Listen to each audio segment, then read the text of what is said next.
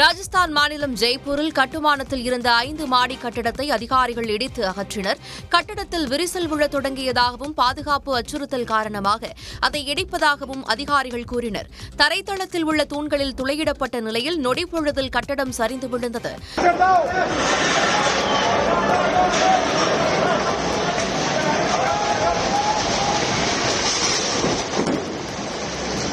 தங்கள் கட்டடத்தில் எந்த விதிமீறல்களும் இல்லை என கூறிய கட்டுமான நிறுவனத்தார் இடிப்பதற்கு முன்பு எந்த தொழில்நுட்ப ஆலோசனைகளும் மேற்கொள்ளப்படவில்லை என குற்றம் சாட்டினர்.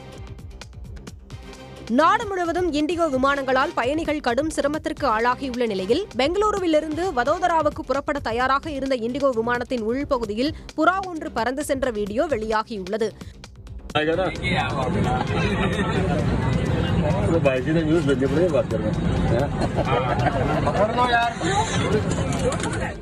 இண்டிகோ விமானம் புறப்படுவதற்கு சற்று முன்பு புறா ஒன்று பயணிகள் அமர்ந்திருந்த பகுதியிலிருந்து வெளியேற அங்குமிங்குமாக பறந்து சென்றது.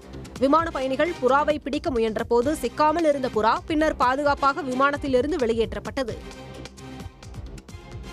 பீகார் தலைநகர் பாட்னாவில் நடைபெறும் புத்தக காட்சியில் 15 கோடி ரூபாய்க்கு ஒரு புத்தகம் காட்சிக்கு வைக்கப்பட்டிருந்தது. பலரையும் இது ஆச்சரியத்தில் ஆழ்த்தியது. மெயின் என்று பெயரிடப்பட்ட அந்த புத்தகத்தை ஆன்மீக எழுத்தாளர் ரத்னேஸ்வர் எழுதியுள்ளார்.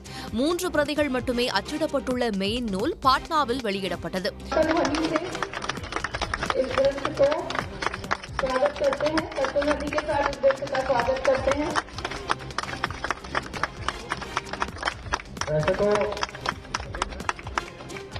தனது பயணங்கள் மற்றும் தத்துவங்களை மதிப்பிடும் வகையிலேயே இந்த புத்தகத்திற்கு 15 கோடி ரூபாய் விலை நிர்ணயித்ததாக ரத்னேஸ்வர் கூறியுள்ளார்.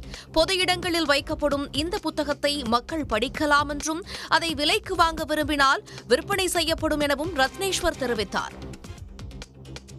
தாம்பரத்தில் கிறிஸ்துமஸ் தாத்தா வேடமணிந்தவர்கள் உள்பட நூற்றுக்கணக்கானோர் கலந்து கொண்ட பேரணி நடைபெற்றது. குரோம்பேட்டையில் உள்ள பேராலயத்திலிருந்து தொடங்கிய பேரணி 5 கிலோமீட்டர் தொலைவில் உள்ள சென்னை கிறிஸ்துவ கல்லூரியில் நிறைவடைந்தது. மேலதாளங்கள் முழங்க நடந்த பேரணியை மக்கள் ஆர்வமுடன் பார்த்தனர்.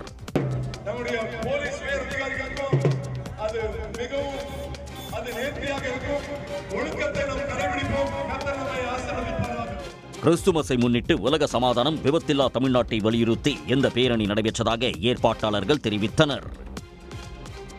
நீலகிரி மாவட்டம் தெப்பக்காடு வளர்ப்பு யானைகள் முகாமில் இருக்கும் யானை ஒன்று கட்டி வைக்கப்பட்டிருக்கும் சங்கிலியை உடைத்தெறிய முயற்சிக்கும் வீடியோ காட்சி வெளியாகியுள்ளது.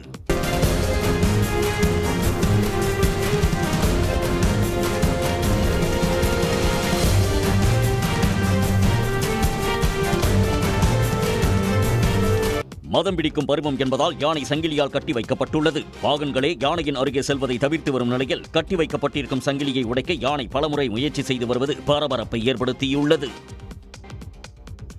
கோவை தொண்டாமுத்தூர் அருகே குப்பனூர் பகுதியில் உள்ள தோட்டத்திற்குள் புகுந்த 6 யானைகளை அப்பகுதி மக்கள் விரட்டியடித்தனர்.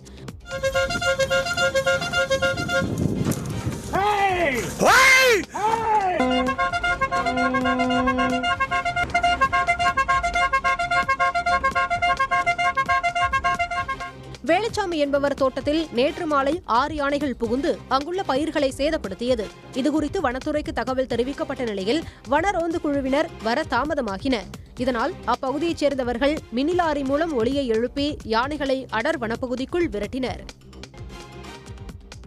உத்தராகண்ட் மாநிலம் ஹரித்வாரின் ஜக்ஜித்பூர் பகுதியில் சாலையில் வலம் வந்த 6 யானைகளால் வாகன ஓட்டிகள் அச்சமடைந்தனர்.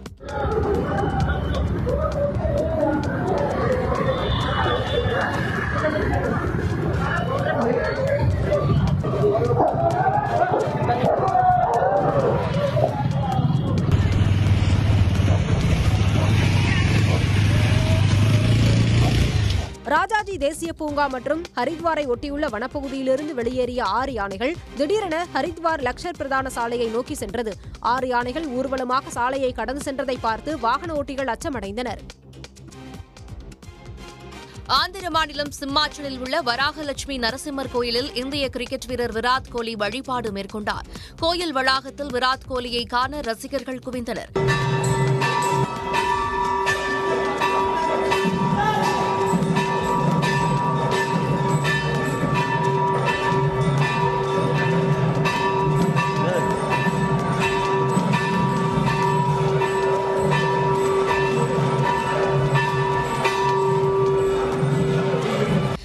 விசாகப்பட்டினத்தில் தென்னாப்பிரிக்காவுடனான 3வது ஒருநாள் போட்டி நடைபெற்ற நிலையில் விராட் கோலி தொடர் நாயகன் விருது வென்றார்.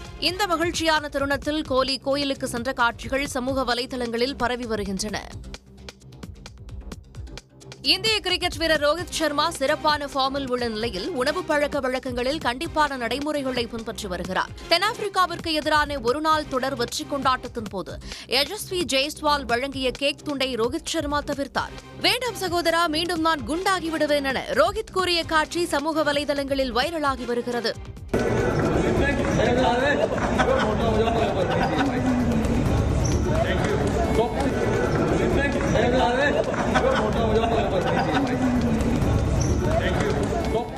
முன்னதாக ஜெய்ஸ்வால் ஊட்டிவிட்ட கேக்கை விராட் கோலி உண்டு மகிழ்ந்தார். ஒடிசா மாநிலம் புவனேஸ்வர் சென்றடைந்த இந்தியா மற்றும் தென்னாப்பிரிக்கா கிரிக்கெட் அணிகளுக்கு உற்சாக வரவேற்பு அளிக்கப்பட்டது. கலை நிகழ்ச்சிகளுக்கு இடையே வீரர்கள் மீது மலர்கள் தூவி சிறப்பான வரவேற்பு வழங்கப்பட்டது.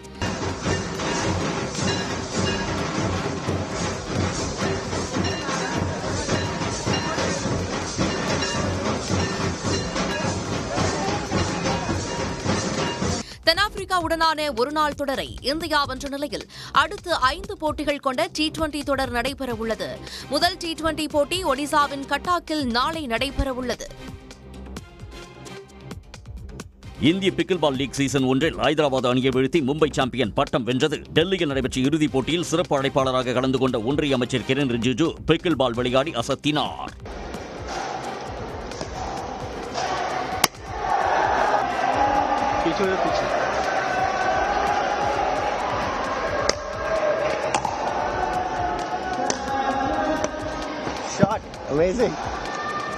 பிக்கில் பால் மேற்கத்திய நாடுகளில் அறிமுகமாகி தற்போது இந்தியாவிலும் பரவலாக விளையாடப்பட்டு வருகிறது. உடனுக்குடன் செய்திகளை தெரிந்து கொள்ள சன் நியூஸ் பெல் ஐகானை கிளிக் பண்ணுங்க.